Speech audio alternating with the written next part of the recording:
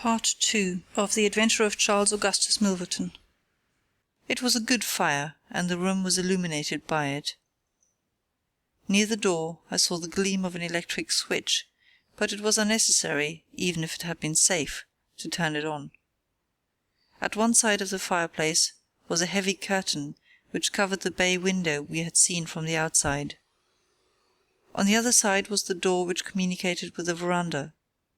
A desk stood in the centre, with a turning chair of shining red leather. Opposite was a large bookcase, with a marble bust of Athene on the top. In the corner between the bookcase and the wall there stood a tall green safe, the firelight flashing back from the polished brass knobs upon its face. Holmes stole across and looked at it. Then he crept to the door of the bedroom, and stood with slanting head, listening intently. No sound came from within. Meanwhile it had struck me that it would be wise to secure our retreat through the outer door, so I examined it. To my amazement it was neither locked nor bolted. I touched Holmes on the arm, and he turned his masked face in that direction. I saw him start, and he was evidently as surprised as I. "I don't like it," he whispered, putting his lips to my very ear. "I can't quite make it out. Anyway, we have no time to lose. Can I do anything?" "Yes, stand by the door. If you hear anyone come, bolt it on the inside, and we can get away as we came. If they come the other way, we can go through the door if our job is done, or hide behind these window curtains if it is not. Do you understand?" I nodded and stood by the door. My first feeling of fear had passed away, and I thrilled now with a keener zest than I had ever enjoyed when we were the defenders of the law instead of its defiers. The high object of our mission, the consciousness that it was unselfish and chivalrous, the villainous character of our opponent, all added to the sporting interest of the adventure. Far from feeling guilty, I rejoiced and exulted in our dangers. With a glow of admiration I watched Holmes unrolling his case of instruments and choosing his tool with the calm scientific accuracy of a surgeon who performs a delicate operation. I knew that the opening of safes was a particular hobby with him, and I understood the joy which it gave him to be confronted with this green and gold monster, the dragon which held in its maw the reputations of many fair ladies. Turning up the cuffs of his dress coat, he had placed his overcoat on a chair. Holmes laid out 2 drills, a jemmy, and several skeleton keys. I stood at the centre door, with my eyes glancing at each of the others, ready for an emergency, though indeed my plans were somewhat vague as to what I should do if we were interrupted. For half an hour Holmes worked with concentrated energy, laying down one tool, picking up another, handling each with the strength and delicacy of the trained mechanic. Finally I heard a click, the broad green door swung open, and inside I had a glimpse of a number of paper packets, each tied, sealed, and inscribed. Holmes picked one out, but it was hard to read by the flickering fire, and he drew out his little dark lantern, for it was too dangerous with Milverton in the next room to switch on the electric light. Suddenly I saw him halt, listen intently, and then in an instant he had swung the door of the safe to, picked up his coat, stuffed his tools into the pockets, and darted behind the window curtain, motioning me to do the same. It was only when I had joined him there that I heard what had alarmed his quicker senses. There was a noise somewhere within the house. A door slammed in the distance. Then a confused, dull murmur broke itself into the measured thud of heavy footsteps rapidly approaching. They were in the passage outside the room. They paused at the door. The door opened. There was a sharp snick as the electric light was turned on. The door closed once more, and the pungent reek of a strong cigar was borne to our nostrils. Then the footsteps continued backward and forward, within a few yards of us. Finally there was a creak from a chair, and the footsteps ceased. Then a click in a lock, and I heard the rustle of papers. So far I had not dared to look out, but now I gently parted the division of the curtains in front of me and peeped through. From the pressure of Holmes's shoulder against mine, I knew that he was sharing my observations. Right in front of us, and almost within our reach, was the broad rounded back of Milverton. It was evident that we had entirely miscalculated his movements, that he had never been in his bedroom, but that he had been sitting up in some smoking or billiard room in the farther wing of the house, the windows of which we had not seen. His broad grizzled head, with its shining patch of baldness, was in the immediate foreground of our vision. He was leaning far back in the red leather chair, his legs outstretched, a long black cigar projecting at an angle from his mouth. He wore a semi-military smoking jacket, claret-coloured, with a black velvet collar. In his hand he held a long legal document, which he was reading in an indolent fashion, blowing rings of tobacco smoke from his lips as he did so. There was a promise of a speedy departure on his composed bearing and his comfortable attitude. I felt Holmes's hand steal into mine, and gave me a reassuring shake, as if to say that the situation was within his powers, and that he was easy in his mind. I was not sure whether he had seen, what was only too obvious from my position, that the door of the safe was imperfectly closed, and that Milverton might at any moment observe it. In my own mind I had determined that if I were sure, from the rigidity of his gaze, that it had caught his eye, I would at once spring out, throw my great coat over his head, pinion him, and leave the rest to Holmes. But Milverton never looked up. He was languidly interested by the papers in his hand, and page after page was turned as he followed the argument of the lawyer. At least, I thought, when he has finished the document and the cigar, he will go to his room, but before he had reached the end of either, there came a remarkable development, which turned our thoughts into quite another channel.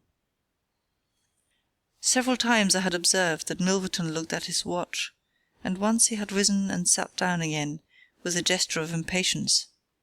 The idea, however, that he might have an appointment at so strange an hour never occurred to me until a faint sound reached my ears from the veranda outside. Milverton dropped his papers and sat rigid in his chair.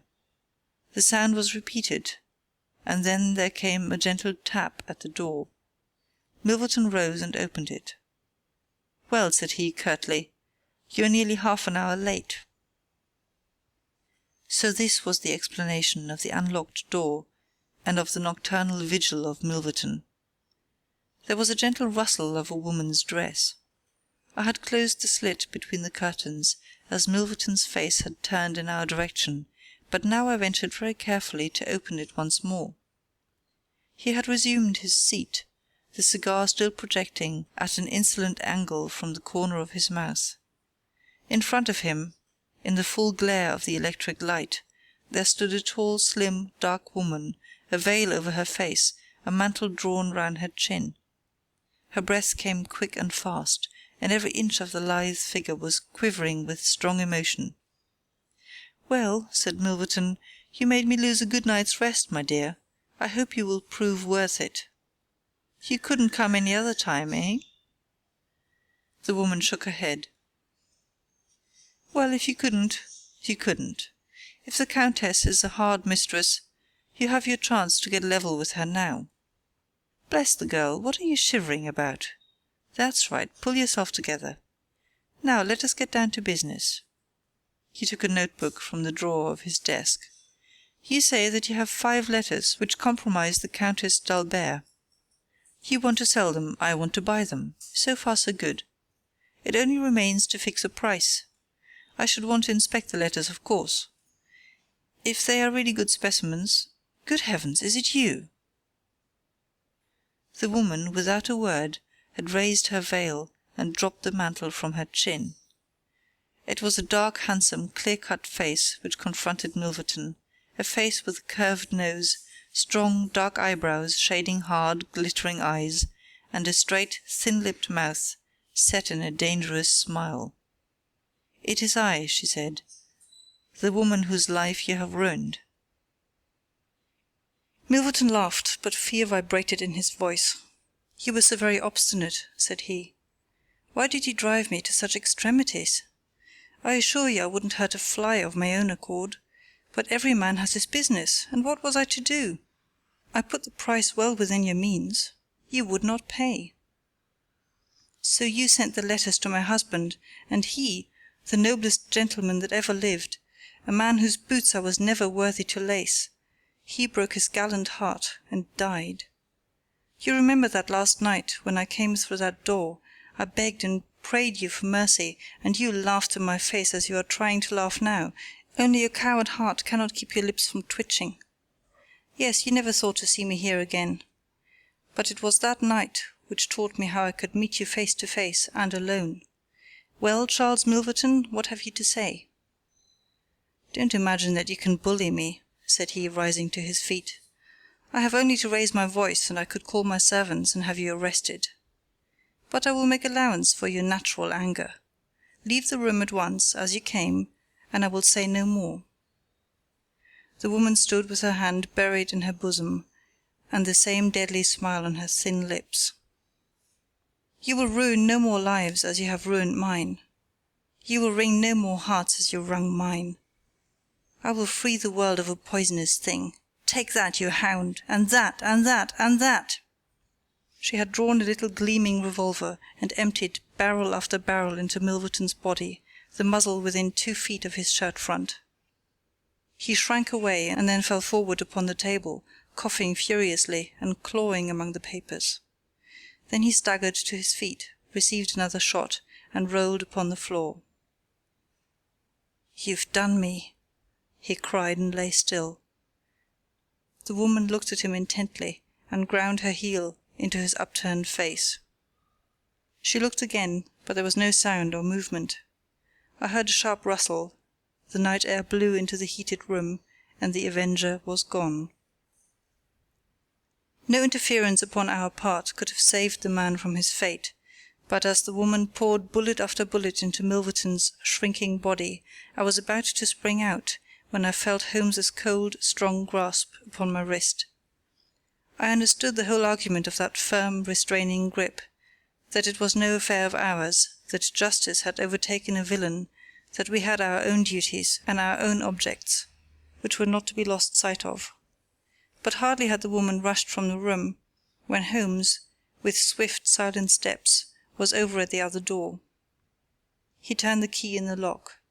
At the same instant we heard voices in the house and the sound of hurrying feet. The revolver shots had roused the household.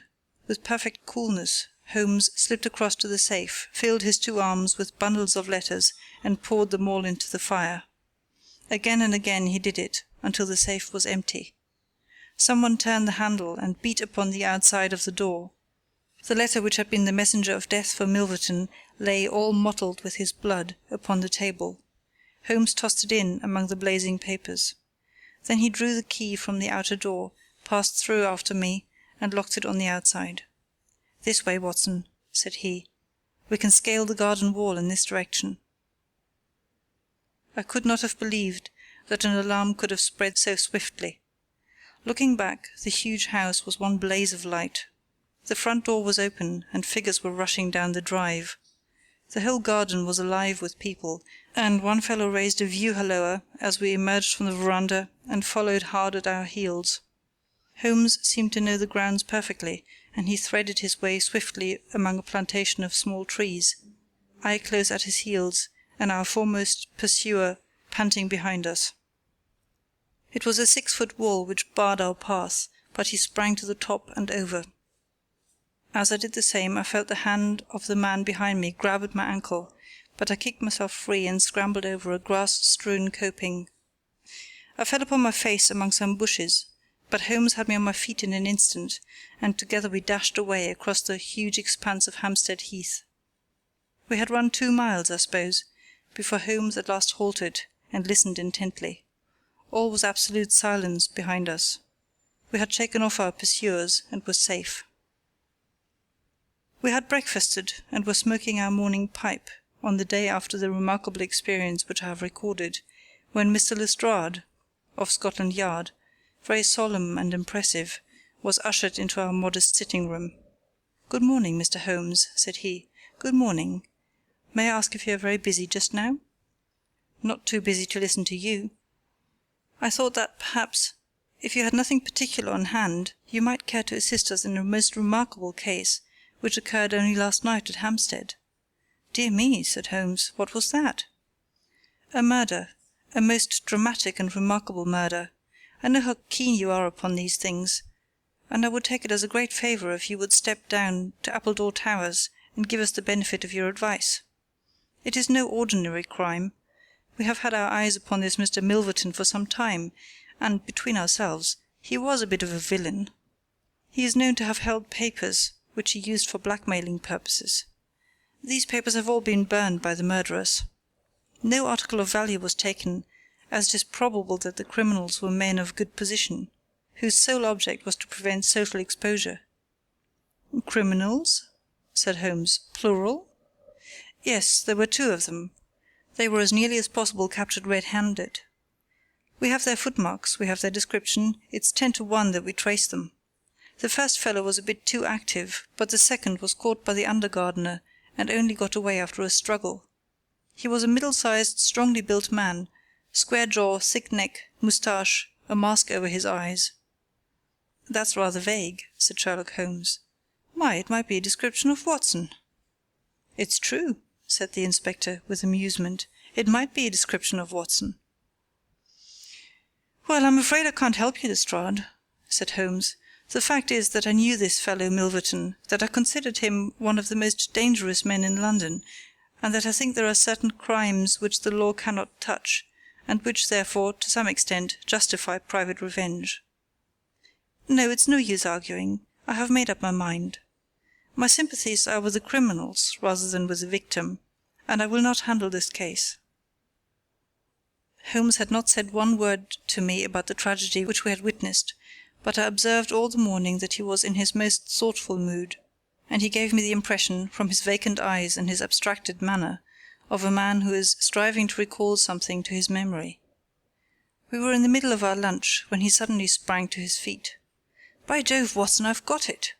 he cried. "Take your hat, come with me." He hurried at his top speed down Baker Street and along Oxford Street, until we had almost reached Regent Circus. Here, on the left hand, there stands a shop window filled with photographs of the celebrities and beauties of the day. Holmes's eyes fixed themselves upon one of them, and following his gaze, I saw the picture of a regal and stately lady in court dress, with a high diamond tiara upon her noble head. I looked at that delicately curved nose, at the marked eyebrows, at the straight mouth, and the strong little chin beneath it. Then I caught my breath as I read the time-honoured title of the great nobleman and statesman whose wife she had been. My eyes met those of Holmes, and he put his finger to his lips as we turned away from the window. End of The Adventure of Charles Augustus Milverton, Part 2 of 2. Recorded by Gesine in August 2007.